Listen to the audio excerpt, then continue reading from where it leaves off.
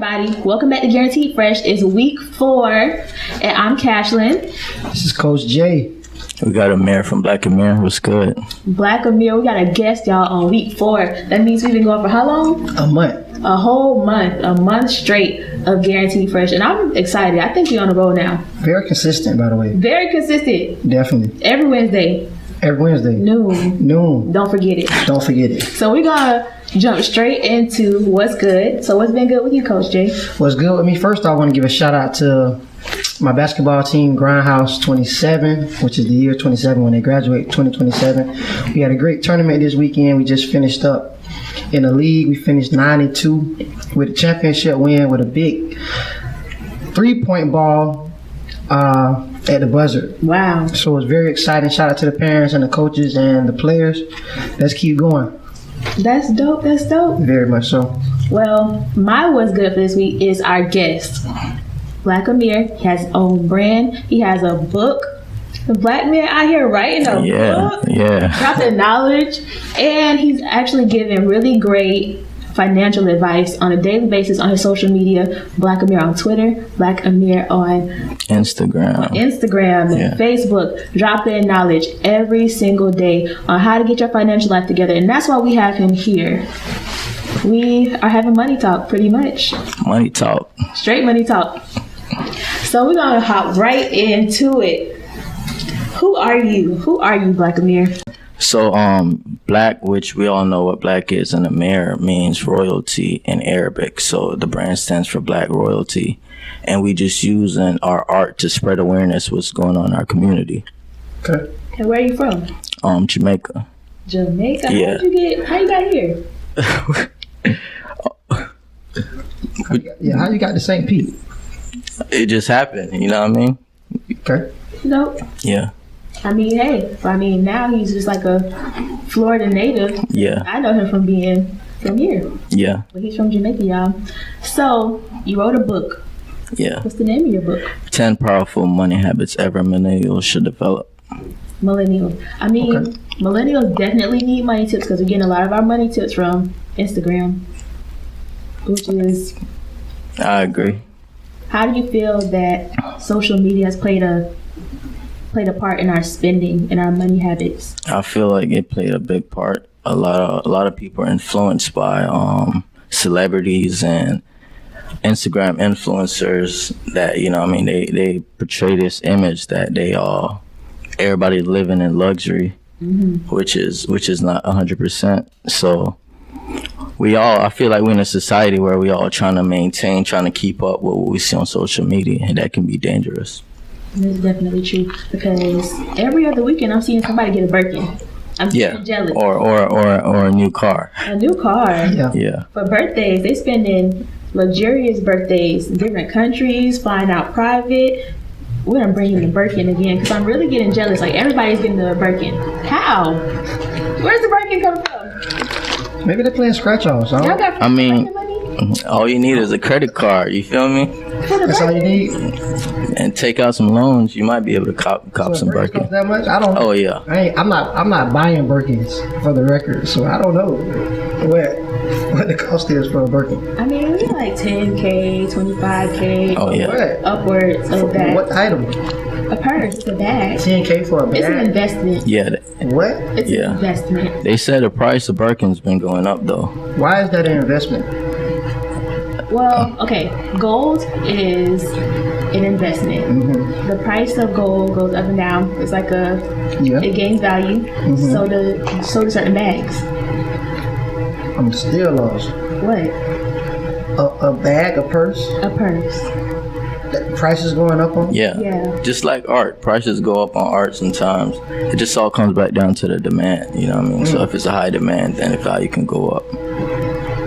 I never knew that. That's why we got Black Amir on the show, because I had no idea.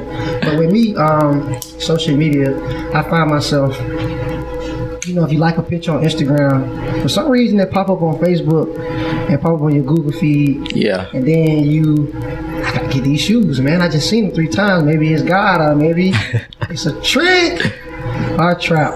Definitely a trap. Most definitely a trap. But I think social media is trying to put us in debt. to be honest, because the ads are crazy. The influencer marketing that we see on social media is absolutely insane.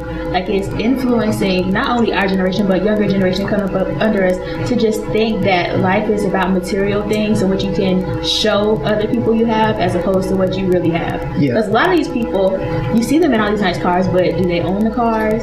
Do they own homes? What do they have really worth anything other than what you can see on their social media? You have to keep in mind, like, everybody shows their highlights on social media, not really what's going on. I mean, I would prefer to have it out of sight, out of mind, but that's just me. So how do you get so interested in money? Man, I feel like in the Black community, we don't know much about money, and in the Black community, we spend, as soon as the money come in the community, we spend it the fastest. They say the money staying in the Black community the shortest period of time, but for some reason we still at the bottom. So how we spend and how we the first to spend, and we have the least. So for me, it was like, you know, I had to go out there and figure out like how to manage my own money, how to teach people around us so we can level up. Definitely true. In your book, you talk about living below your means. Yeah. How do you get into that? So, living below your means. What happened is a lot of people when they get a raise or they get like a bonus or they get they run into some money, they increase their cost of living, and then they just start spending crazy. So living below your means give you the opportunity when you increase your income, you can start investing, start buying assets, and over time those assets can cover your expenses, so you don't have to work till you're 65 in order to retire. That is dope. I mean, the whole time he was talking, all I heard was Kanye. Hey, shout out to Ye. I got a problem with spending before I get it. Definitely. Yeah. We all subconscious. I'm just the first to admit it, and that make all the sense in the world when he's saying that. You know, just talking about how he would buy a rollie before he bought a house, and that's kind of the mindset we have in the Black community. Yeah. Wanna look good, but is it really good? Like, what's good? Yeah, I think what hurt us in the Black community is the philosophy of work hard and save, and that won't get you too far. Yeah. You got to work hard, put some in the savings, but you got to invest, because that's where real wealth is, investing. For sure. That's a lot to take in. Like, I'm really learning things right now. Yeah. I read the book. Yeah. And I'm still learning something. It's just something different, like from having the interaction, like hearing it come from you. Yeah. That makes it real, to be honest. So let's just get into you a little bit. What's the dumbest thing that you ever bought? Man. It's probably been a while, because I've been on this money investing thing for a long time. So right out of high school, man, I was going out to eat every single day. I was at Chick-fil-A. I spent everything on food. It took me a while. I went broke, ain't had nothing, so it took me a while to you know what I mean, learn from the mistakes. But right out of high school, I probably just spent all my money on food and clothes, you know what I mean, shoes. Yeah. I'm probably wasting way too much money on food now. Yeah. Because Uber Eats, DoorDash, Trash. They taxing too. They definitely are taxing. And I'm not afraid to admit that Starbucks gives way too much of my money. You might as well buy the stocks then, so you make that money back. Kill two birds with one stone, right? I try. I feel like I need to learn a little bit more about stocks before I jump in. I think with stocks, a lot of people think it's complicated. It's really not. And if you just sit down and spend the time just to understand the fundamentals of the companies you put your money in, it'll make a lot more sense. But you got to think about it from a long-term perspective. When you invest in a company, the stocks is going to fluctuate up and down, and a lot of people, they just start panicking. That's why it's important to know why if the company stock went down, you got to understand that the company values didn't change, it's just the stock price. But long-term, the growth, the company fundamentals is still there. So long-term, company sales are going to be there. And, you know what I mean? Because Trump can make a tweet about Starbucks and the stock can drop 10%. But that company's still Starbucks. 10 years from now, the stock is going to be worth Starbucks price. Okay. If that makes sense, the value of the company. So I was speaking to one of my homies yesterday, and we was talking about this. We do have these conversations in the hood. Yeah. So he showed me on Cash App, you slide over, and it was investing. And what he showed me was, he said like Apple, Tesla, Nike. But anyways, whatever it was, it shows you stuff that's going on with that particular product or brand. So it might have said Apple is going to bring back an iPhone 12. Something's wrong with it. So it kind of went down. Exactly. This is a good time to put your money in. The prime is low. Yeah. And it's going to go back up. Like you did say it will fluctuate. Yeah. So what is some places or some businesses or brands that you would pick out for stock?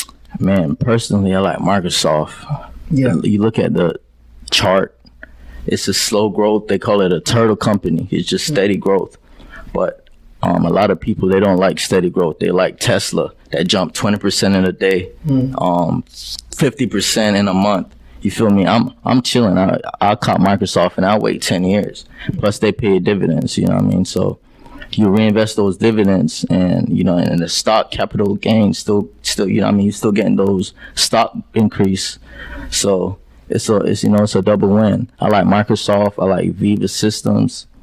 I like JD.com, which is a Chinese e-commerce stock. And China is China. They playing big. You know what I mean?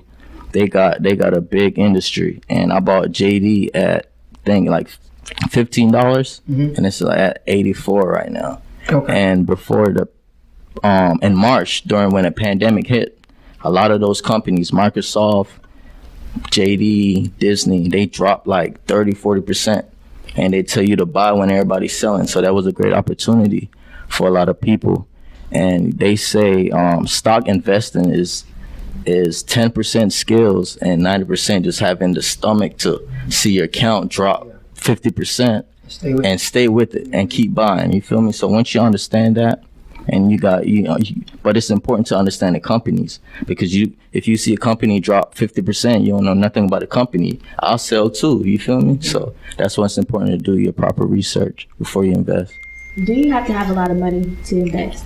No, not really. So there's a thing called dollar cost averaging, and it's just putting a set amount of money aside every week, every month. So you can put like $100 a week. Every time you get paid, just put $100 into that stock. So over time, you build your portfolio up. You don't need a lot of money, and you can buy pieces of stock. You can use M1 Finance and buy you don't have to buy a whole stock. For example, Microsoft is like $220. You can use M1 Finance and just buy a fractional share of Microsoft. Okay. So when you're looking at stocks, when do you look to pull out? Because you said you would take the slow route. You call it turtle, what it's called? Yeah, like just turtle growth. It's not, yeah. So when do you feel like it's best to pull out of a stock? If the fundamentals in the company changes, if the company start doing something you don't like as an investor. For me, I'm a long-term holder. I'm using most of these stocks. They pay dividends, so I'm just reinvesting the dividends. And then, in the long run, these dividends can pay my expenses. Gotcha. Yeah. Okay. Now, we're getting into the holidays. Everybody's about to start blowing money like crazy. What are some things that you would advise them not to do or to do during the holidays with their money? All right. So if you're in credit card debt, you have to make that sacrifice for this year and say, you know what, I'm sitting out. I'm gonna be on the sidelines, and hey, I'm just being real. I'm gonna be on the sidelines, and I'm gonna get it right. Now, if you're not in credit card debt, then you gotta go shopping with a list. Make a budget so you don't overspend. If like me, I'm looking for opportunities, so I'm looking for items I can buy at discount price and resell at a higher price later on. So yeah, it all depends on where you're at though. Okay. That goes crazy though, because when you have a big family, like you start off with your budget. Let's just hypothetically say we're going to spend $300 on everybody for Christmas, and then the closer you get to Christmas, like dang, I forgot cousin, and I forgot it, and you end up going way over your Christmas budget. Yeah. Every year. This is why Five Below is your best friend. Yeah. Hey, he said it, and he's the master money man. You shop at Five Below? Nah. I do. Ain't nothing wrong with it though. Ain't nothing wrong with it. I just No. never, man. I ain't gonna lie to you. I barely. Like I just been on like a mindset, just creating, just increasing, investing. So I barely spend money, but I think something I learned this year is to not to be extremely cheap. To spend money on what brings value to you. So if you driving a nice car, make you feel good. If that's gonna make you hustle harder, go ahead if you can maintain it, you know what I mean? So I'm not against spending money, you know what I mean? Just spending on what brings value. But at the same time, I think we all should have freedom in the long run, financial freedom. I think people think money is the biggest asset, but your time is. Yes. Yeah, you'll never get that time back. Wow. You never get time back. Never. And I use that analogy when I'm teaching a class, when I'm coaching. I said, I get all the money in my pocket right now if you can tell me how to get time back. Yeah. I wasted my time. Oh, I can tell you. Time machine. Okay. You don't even know the tools to build or anything like that. So time is very valuable, and I think everybody should realize that. I'm not gonna lie, I wasted a lot of time napping, but I really like naps. Yeah. Like, don't make that face at me. I feel judged. No. I'm a napper too. Put it in the comments if you like to nap and you feel like you wasted a lot of life napping. No, that's like a reset button. That's like a recharge. It's not though. I think I was napping though to avoid doing things. Okay. Like just, Yeah, that's different. yeah. Like for instance, like I knew there was a laundry list of things that I actually wanted to do. But I was like, all right, I'm gonna take a nap for 2 hours and I'm gonna get up and do it. Then I get up and not do it because now it's time for me to go to bed. So, I mean, I'm just being honest. We're honest here on this platform. We are. Like, I napped my way out of a lot of like opportunities and things I could have been working toward, which is kind of just like it was just a waste. So don't sleep your life away. Don't take as many naps. Take necessary naps because it's definitely necessary to recharge. But don't sleep away your dreams, to be honest. Just don't do it. And that's why they say you sleep, because they was talking about Cashman. They was talking about me, so that's fine. They can be talking about me. I'm not sleeping no more. That's the point. And that's good. We Start up. where you are. We up. So you're also an entrepreneur. Yeah. You have your own brand. You're wearing your own brand today. Shout out to Marquise. He did the Globe Black Amir logo. How did you get into design and fashion on it? I feel like I wanted to spread our message, and why not use fashion? Like a lot of people from other states that's out of touch with what's going on in the Black community. If we can create art that looks dope and still spread a message, you know what I mean, they'll support it. Definitely. I think we kind of carry our message on us. Like a lot of people express themselves through fashion, but I think us as a collective, like we more so express ourselves like through the t-shirts that we wear, our fashion, how we wear our hair, all that kind of stuff. So to make a brand that expresses something positive and like the culture and the temperature things that's going on in the culture, definitely dope. And you have some really dope pieces. I told you I was gonna wear one of your pieces today, but I watched it to death. Like I've worn it so much that it's washed to death, and I could not wear that for y'all. But you might see me catch me on my Instagram with it on or something like that. So look out for that. Buy one of his pieces, blackamir.com. Yeah. Definitely check out his book. I mean, what encouraged you? Like, what gave you the faith or the courage to actually just say, "This is my brand. This is what I'm doing," and just put it out there for the world? Because that takes a lot of courage. Man, I think I went through a phase where like I wasn't confident enough to put a lot of the art out. But at the same time, I was like, what's the worst that's gonna happen? Fail. And what's next? So I'm to the point. I've just been creating. I'm actually working on the second book. We got a lot of art. The worst thing can happen is it flops. We gonna keep going. I'm not worried about that. So I feel like don't let fear stop you from creating. You know what I mean? If you really want to do something, go ahead and do it. It's no limit. Like it's limitless. You know what I mean? We got one life. After when we gone, that's it. It's no regrets. You're right. Yeah. I think a lot of people are scared to do things because they're afraid of what their friends might say. Yeah. What their family might say. Social media. What social media might say. And at the end of the day, people people don't think about you quite as often as you think they do. Yeah. Like, if you want to do something and you're out there doing it, I think people respect that more than you just worrying about what they're going to say about it. I agree. Cause I think you go. Sure. Yeah. I think I can just speak on the city we in. Mm-hmm. People support who they see other people support. So you can't have this idea of that I can't put out something, because I have my own brand too, and it took a while for people to, I want a Grindhouse shirt, or I want to support your brand, until they see other people do it, and then they see me. Every time they see me, I got on some Grindhouse gear, shirt, sock, headband, whatever I got on, and you make it look good for them, like you're a walking advertisement for yourself. You're a walking billboard. So you got to make sure you promoting yourself as well. But that's the problem with the area. They're not going to support you until they see others come support you. True. You got to stick with your guns, just like with the stocks. Yeah. You got to be strong enough to, hey, I'm going to stay with it, and it's going to happen.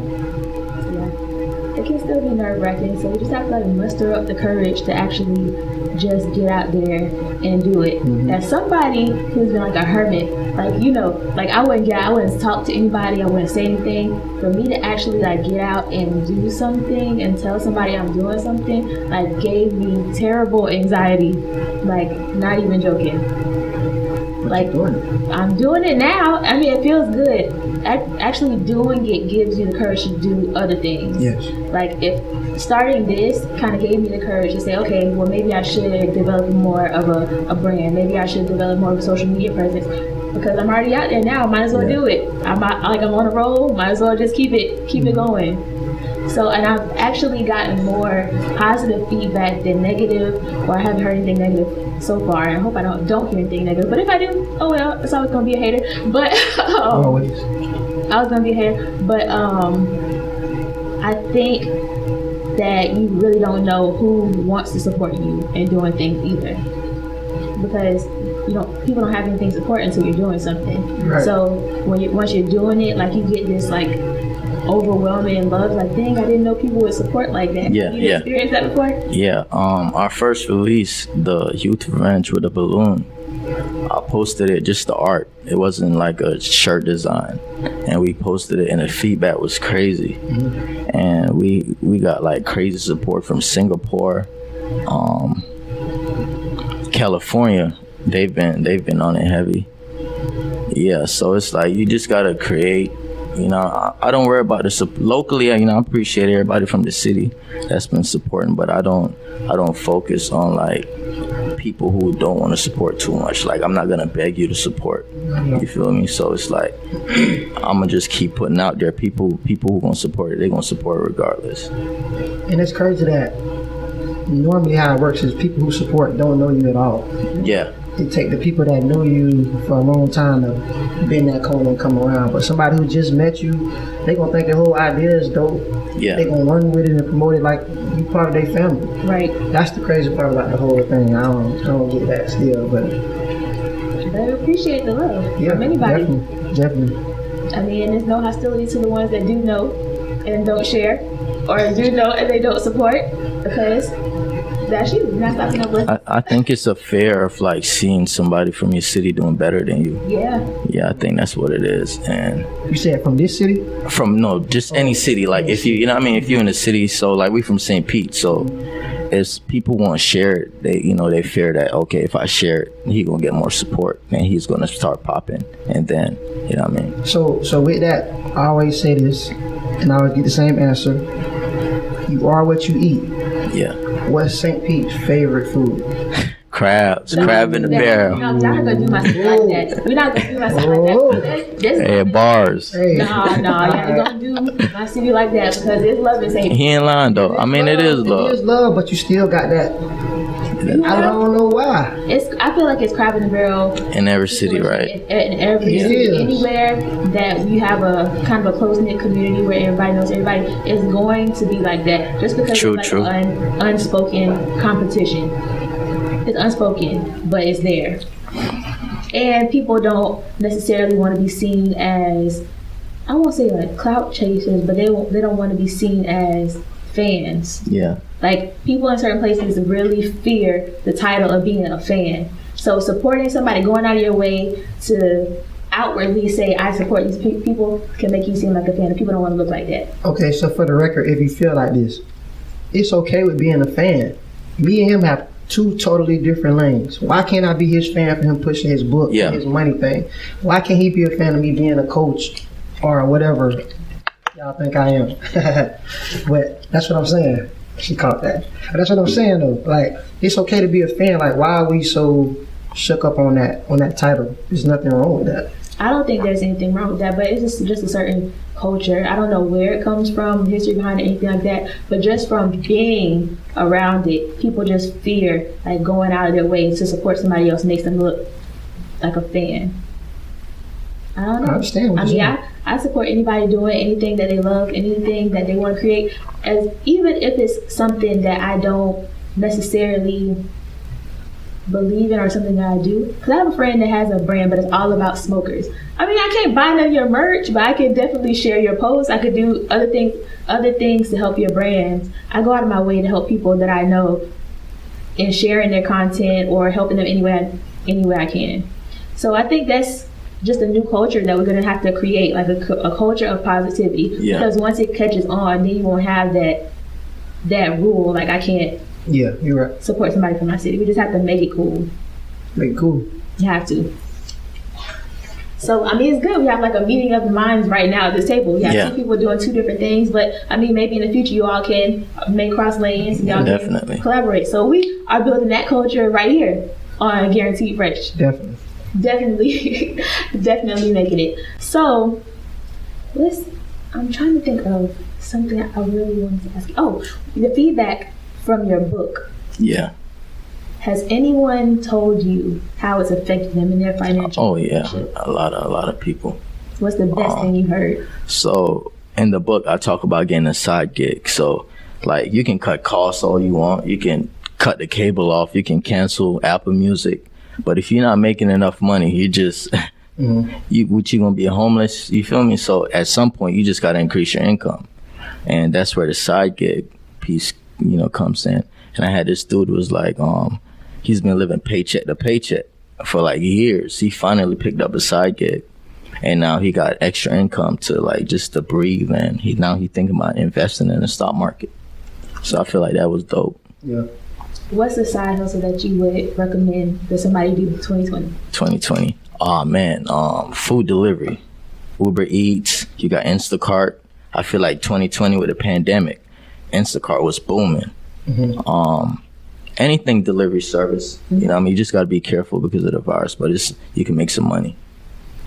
Do you think it's a good time to start a side hustle outside of like the Instacart and everything like that? Do you think it is a good time to start your own business? I think so. I mean, you just need experience. You're not going to start it and become a millionaire the next day, but you just got to start it because you're going to fail. You just got to fail forward, till you eventually get it right. Definitely. I mean, we shouted out small businesses last week, and I keep seeing a few of them pop up. I have friends that are popping up with their new businesses, which I think is really dope. Like, they're not scared. They're not scared of the money shortage or the money shortage they say there is. And they're actually out there doing it. So I think that people who are starting now are actually they're thriving because they have like a learning curve. Because you have like this short period of time where everybody's at home, everybody kind of chilling to just build their brand from the bottom. So how did you build yours? Like, I know we got the concept, we got the courage that it took, but how did you start? Like, starting a business is a whole nother thing. Like, registering it and all this other kind of stuff, and branding. Because branding is huge. How did you start? Branding is the biggest part for us. So I had to make a lot of sacrifices. I understood, like, starting a business, you got to learn how to manage your money. I don't care how good the business is, but if you can't manage the profits and reinvest it in the business, that business won't last for long. I've been studying Apple, Steve Jobs, the way he brand Apple, smart dude. Branding is everything. So we try to just keep the top quality in our products. Just try to stay relevant with what's going on with society. And yeah, pretty much just, you know, just understanding how to run a business. It's more than just like creating a design, put on a shirt and sell. It's so much things that goes on behind the scenes. You know, you gotta keep production low, and so you can, you know what I mean, you can make some profit. Because if you got a business, you're not making profit, that's not a business. You got a little hobby you running, you know. So definitely. I mean, his brand is really dope. If you go on his Instagram, very aesthetically pleasing. Yeah. But you'll never see his face. You can see his face and not know that it's him. Yeah. So he's real anonymous out here. Yeah, I'm very shy, if you can see. So we're just lucky to have his face. He didn't wear no mask. No. Nothing. He got his whole face out here first. Okay? So now y'all know the face behind the brand is Black Amir. Yeah. But Coach J also has his own brand, and he wears his brand everywhere. Like, you barely see a picture of him without something Grindhouse. Yeah. And I think that that's really dope. So it's definitely different approaches to branding. You just have to pick which one best fits your brand and what you're trying to do. Branding in 2020, I feel like is like the end all be all. Yeah. To be honest, because I've seen some really good brands, good products, but their branding sucks. Yeah. Like, they don't have any social presence, which is almost a necessity now. Mm-hmm. So what are some tips that you would give someone who has no social media presence on branding? Quality post, you know what I mean? Just take the time to post quality content, and that's what I'm still working on too on my personal page, just trying to stay relevant, trying to make posts at least once a week. You know, I'm still working on it. Quality posts once a week. What do you do? Say the question again, so I can answer it correctly. Excuse my way. What tips would you give somebody who has a brand for their social media presence? I would say being out with your brand on and taking photos. Yeah. Even if you're not involved in the Martin Luther King parade, you know, it's not what it is, it's what it look like. So if you are standing by the parade and you take a picture and you just say, hey, Grindhouse parade. Hey, you look like a Grindhouse parade. But it works though. You can do a lot of things. It's all about how you present yourself. So I feel like if you're out and about with your brand, that can work as well. It's all about marketing and putting out there for people to see. Right. So let's get a little bit into. Let's see, I'm trying to think about which way I want to take this. Let's get personal, but we're gonna let you live today because he roasted me last week with the cuffing season. Yeah. What? Oh, I thought you was gonna cap the mouth and get roasted, right? No, we're not gonna roast you. We're just right. gonna get personal just a little bit. Okay. So, in terms of motivation, what do you do to keep yourself motivated? Like on a personal level, like cause me, like I have these self motivating pep talks that I give myself. Yeah. But everybody don't know about that. Now that y'all know now, like sometimes I just talk to myself in the mirror, like, you know what, Courtney, Cashlyn, you know what, Cashlyn, you're gonna do this today. You're gonna get past it. And I really have to have like these one-on-ones with myself. What do you do like in your personal life to keep you just like 100% going? Like when you having those downtimes? Because as an entrepreneur, somebody who's thinking out of the box, somebody who's doing something unconventional, it's easy to get down. Like, what do you do personally to just keep yourself going? Man, I think I just look at my future, like where I want to be in the next 5 to 10 years. Mm-hmm. And as an entrepreneur, you gonna always have down days. I have days where I'm like, man, like this ain't for me. And then like I get a sale comes in, and I'm like, all right, time to promote, time to work on some new designs. So it's up and down. You know what I mean? That's why you got to find something you really enjoy doing, because you're gonna have those days where you like, you know, is it really worth it? So for me, just seeing the future. You know what I mean? 10 years from now, where I want to be at. What I want to be driving, you know what I mean? Where I want to live on ocean views, you know what I mean? Yeah. Yeah. I mean, I think that's important. Just keep the bigger picture in mind. Sometimes it gets a little cloudy, not gonna lie. Like, especially when things don't work out necessarily the way you thought they were gonna work out. Yeah. Because we all had that after high school plan. Yeah, we thought we were going to be somewhere completely different, and then life was like, dun, dun, dun. It was definitely like that, and it showed us, like, we was taught to figure it out. Mm-hmm. So, I mean, what do you do, Coach J? What do you keep? I'm actually thinking about my response.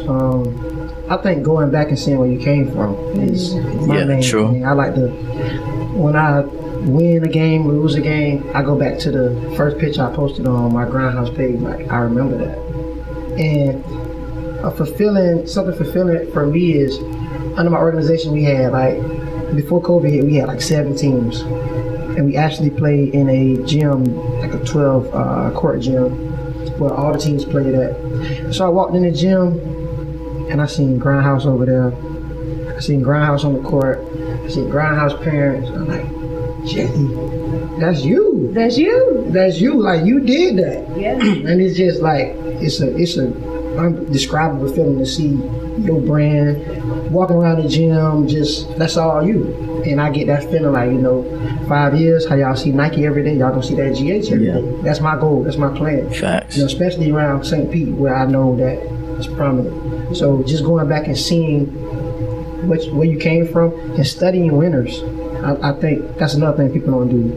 It's okay to look at somebody who's up and like what he did, how he did it, and just kind of break it down. It's not hating, it's not copying. It's just, you might see a different way, a different route, but it's good to study winners wherever they win it. Be a fan. Sometimes. Yeah, be a fan. Don't be afraid to be a fan. Yeah. That's a shirt. Don't hate neither. That's it. Yeah. You're gonna put that on somebody's shirt. That's a shirt. You're gonna put it on the Groundhouse shirt. Don't be afraid to be a fan. Definitely. That. Okay. All right. On another personal note, relationships, not cuffing. We're not talking about cuffing today. On another personal note, how does your friend circle play a part in your success or lack thereof?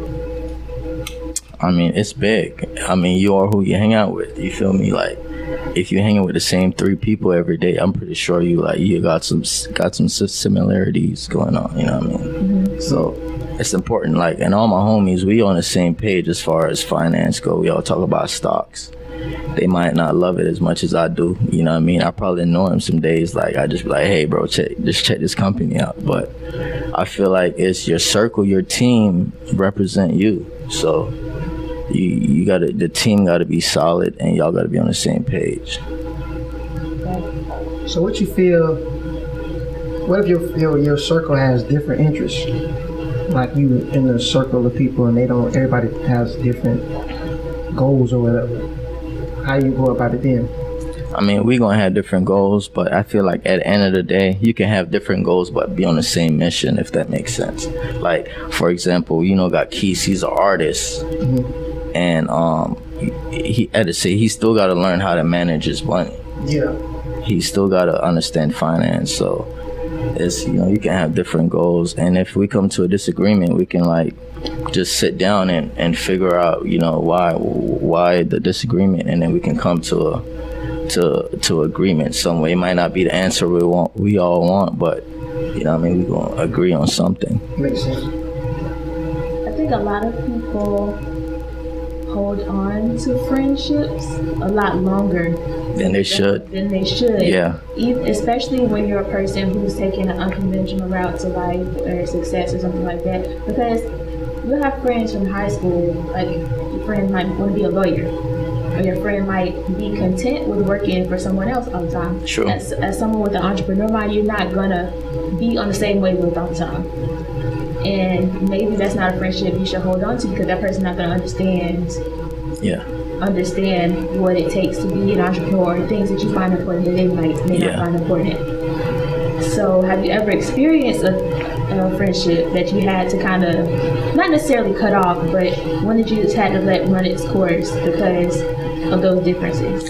Yeah, I got friends like that's like mindset is different, but they still the homies. I'ma still, I'ma still teach them game. I'm not going like say, hey bro, we completely different. We can't, But at the end of the day, we can still hang out, even, even though we on 2 different page. And yeah, it's like it's not something worth ending a friendship over, Because like at the end of the day, everybody have their own plans, But when it comes to a team, that's a different team, and just having like homeboys is 2 completely different. There you go. Yeah. Yeah. That answer the question, right? It did. Yeah, okay. I mean, I don't have friends, so I don't have the problem. But that could be a problem in itself. But we're not going to unpack that today on this episode of Guaranteed Fresh. We're not going to do that. So, what about you, Coach Jay? No, I actually agree with everything you said. And he hit it right in the head. It's the difference between having a team and some friends. Because your team going to help you reach the goal. Yeah. Your friends just there for other reasons and more support. If they even do that, you never know. Mm-hmm. But it's good to have those separated. Yeah. And it'll be perfect, a perfect world with the same people that's on your team and your friendship, but it don't always play out like that. Yeah, and once that friendship start holding you back, that's when you got to cut it off. Because you can have friends with different plans and y'all still can. Yeah. You still can hustle. Mm-hmm. But once it start interfering with your plans, that's when you might have to cut that off. Agree. That's a fact. Definitely a fact. I mean, it's been really great having you on. Appreciate y'all. A lot of insight. Learned a lot of things. I might go invest something tomorrow. Yeah. Or the week after, I still gotta do my research on the company, like you said. Yeah. Research the brands. And I wish you nothing but success with your brand. Hey, thank you. Definitely will be purchasing more Black Amir because you want to death. And tell them how to get your book and your clothing.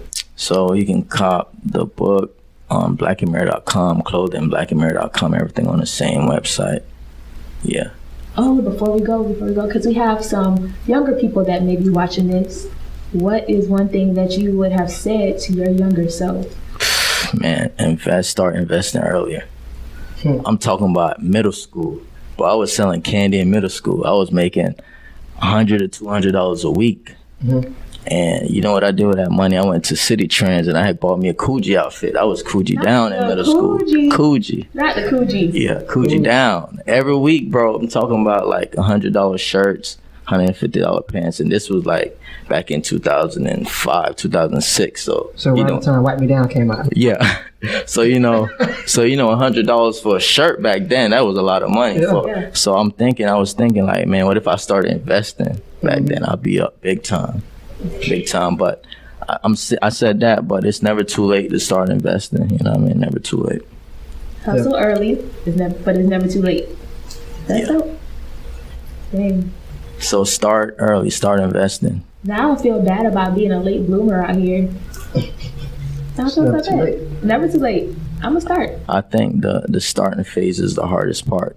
Because like you might invest and your returns might be like 30 cents, 40 cents. You're like, what's the point of this? But I'm telling you, like 5 to 10 years, you're going to be like, I'm glad I did. It's just the starting phase. And I think if they caught anything from what you're saying, one word I call is patience is everything. Yeah, that's all it is. You have to be patient with this game. Yeah, it is. Because if you look at the stock market the past 100 years, you'll see the chart.